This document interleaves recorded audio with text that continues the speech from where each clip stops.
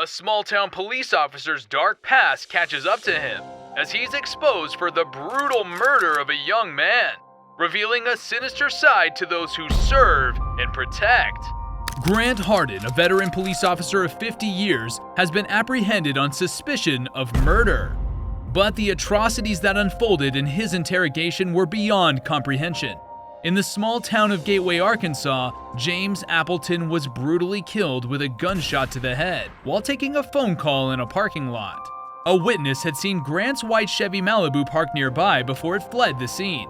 Later that night, Grant was stopped at a police roadblock after dining with his family. But his experience in law enforcement made him a slippery adversary, and he tried everything he could to escape. The horrors that Grant had unleashed on the town were unimaginable, and the people of Gateway would never forget this nightmare. Here's the thing. I want to talk to you about what you've done today, okay? Can you just take me through when you woke up this morning to when you got stopped by the police out there in, what's the name of that road that you're on? I'm sorry, I'm going to drop Gantt Ridge. I'm not going to say anything after I've been read those rights yet. Okay. Why don't you want to talk to me about your day? I don't know what's going on. I am kind of sickly to what I'm here for and things. Okay. As of right now, Grant Hardin has not been informed of the charges brought against him, adding to the already tense and unsettling situation. He appears to be feeling unwell and uneasy, possibly due to the circumstances he now finds himself in. His body language is concerning, indicating a sense of vulnerability and inferiority that he may not have experienced before as a seasoned detective. It's a deeply troubling situation that requires a careful and thorough investigation to unravel the truth behind the heinous crime that has been committed. So you don't want to explain what you've done today? Did you? Is there a reason behind that? What was the first thing said? I have the right to remain silent. Okay. So you're telling me that you don't want to talk to me right now? I'm going to remain silent.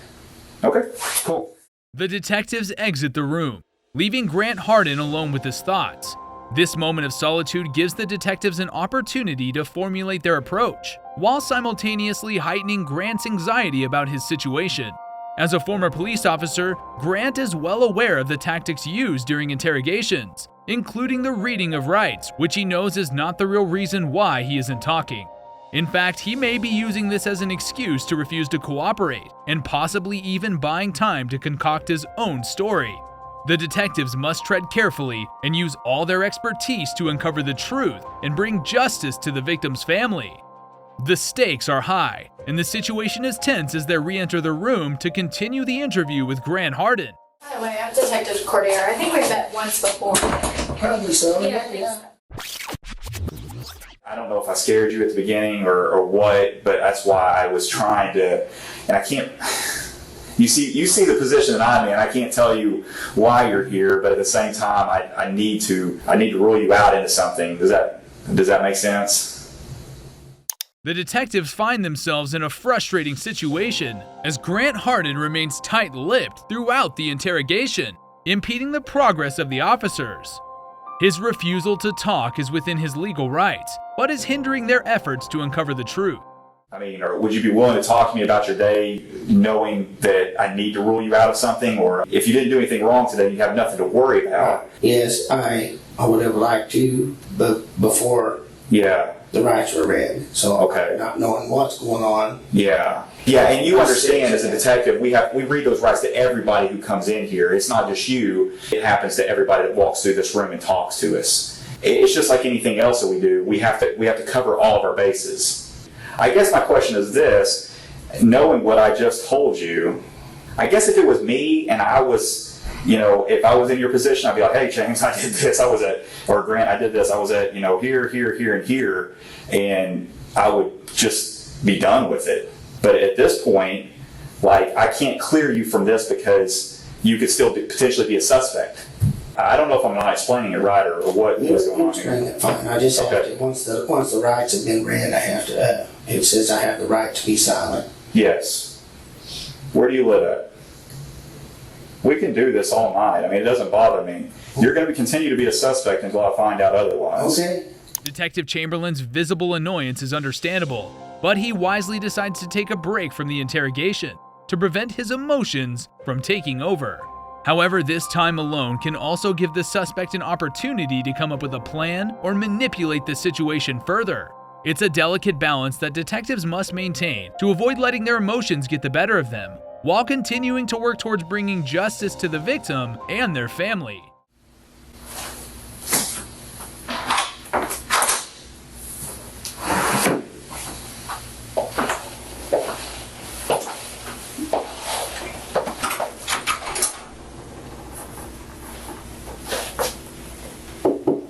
Hello? I need to go You need to go where? home or get ready for work here a little bit. Okay, we'll just have a seat and I'll get it for you. Okay. Okay. All right, thank you.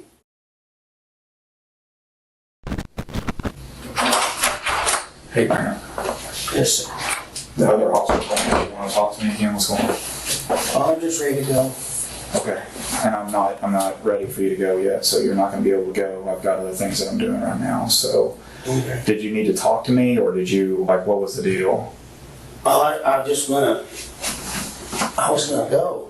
Oh, And no, I you're not wanted going to to tell go. you that. Okay. Yeah, no, you're not going to But go. I'm going to. Okay. Perfect. Thank you. The investigation has hit a standstill, and the detectives are at a crossroads.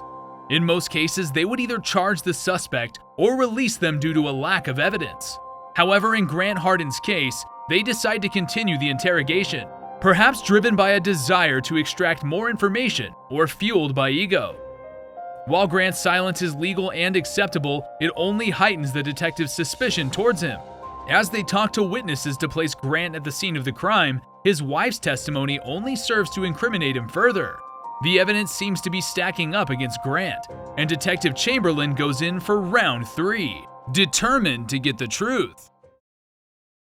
Detective Cordero is talking to your wife right now. I talked to her a little bit, so I kind of got a timeline of where you were and where you weren't today. We all know what happened, okay? I'm not trying to get you in any trouble. I'm not trying to get her in any trouble. You've got a little daughter, she's 16, who needs her parents. I don't know if you've had a problem with this guy for a while, and this was an accident, you maliciously chased him down, or what happened. But if I don't get your side of the story, I won't ever know. You know I know. I wouldn't be talking to you right now. I wouldn't be talking to them right now. Allowing Grant to see his wife and daughter could potentially be a tactic to evoke an emotional reaction, but it could also be seen as a way to show empathy and build rapport with the suspect. However, it is important to note that emotions can be complex and unpredictable, and this tactic may not always yield the desired results. It's also important to remember that detectives must operate within ethical and legal boundaries, and not use coercive or manipulative tactics to extract information from suspects. You're writing a book, right? You got chapter 1, you got chapter 2, and chapter 3. Chapter 1 is what happened today, what started out today, how your day started. Chapter 2 is what led up to the incident, and chapter 3 is you telling me about what happened to lead you up to that, because I don't have any of that information.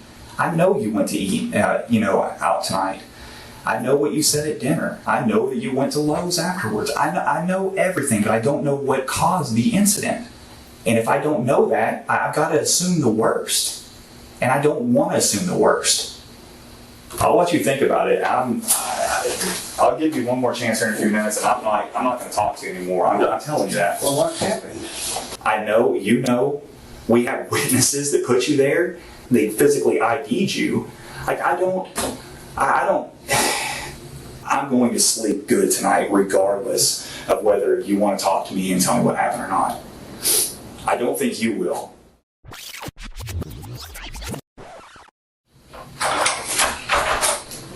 Your wife's about to leave. She wanted to give you a hug before she left. Are you good with that? While it is true that some male suspects may be more likely to build a subconscious connection with female detectives, this is not always the case and can vary depending on the individual. It's also important to note that gender should not be the sole factor in determining which detective conducts an interrogation. Ultimately, the most important factor is the detective's experience, skills, and ability to build rapport with the suspect.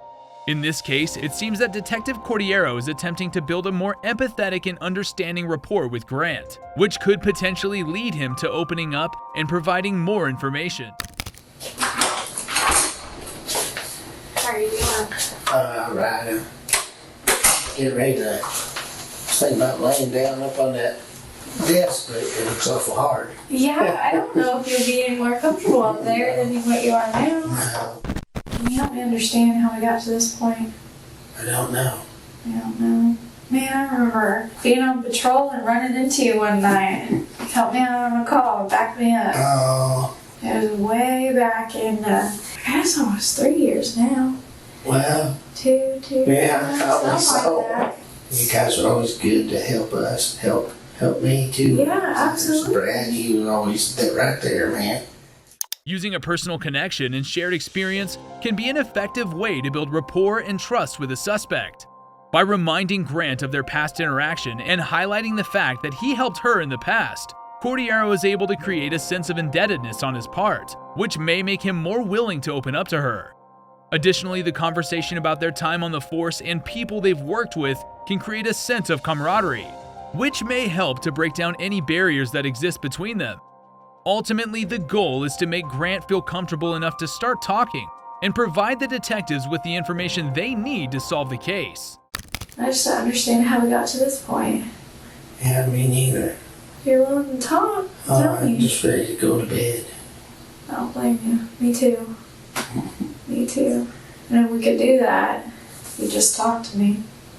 Well, I just have to, since you read those rights, I have to do the right.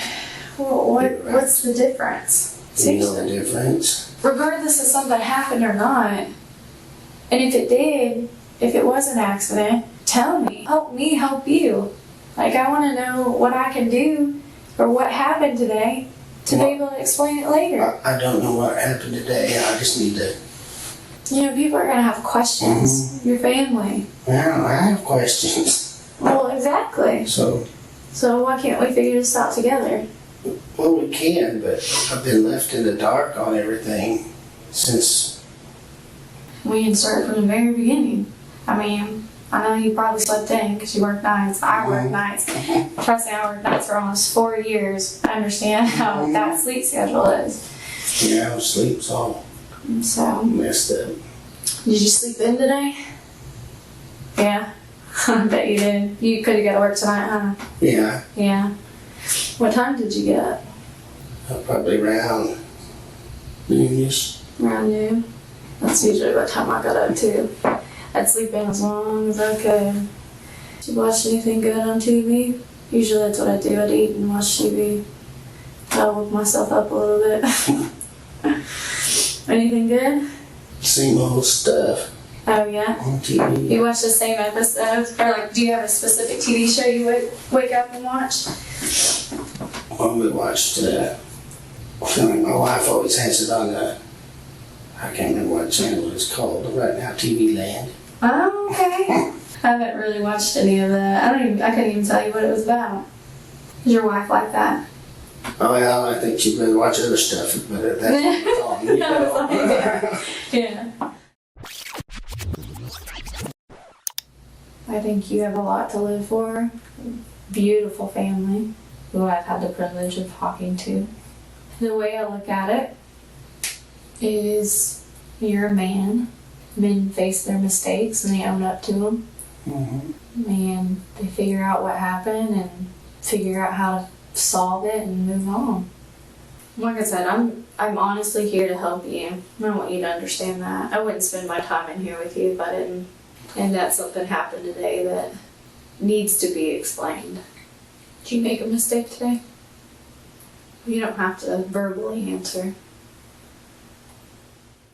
It seems like Grant is still not ready to talk about the case and is shutting down whenever the conversation turns toward it. However, the fact that he opened up about other things and was willing to engage in a conversation is a positive sign.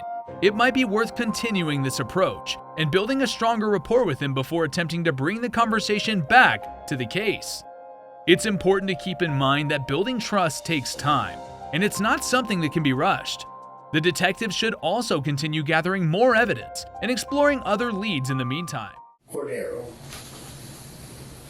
I like you. I like this fella that was a detective here. And I know y'all don't care about any of that and stuff. And I just don't know how to I haven't had this happen before. Being brought in and interrogated for something. So I know you don't care, but I just don't know how to be silent. Sitting over here looking like a jerk. No, you're not. Honestly, you are far from that. You're very polite. Don't you know why you're here? I appreciate you guys, and I'm just gonna get a lawyer. Yeah. It's up to you. But You can either- obviously something's going on, and I need one. I just want to hear your side of it. I want to get a lawyer.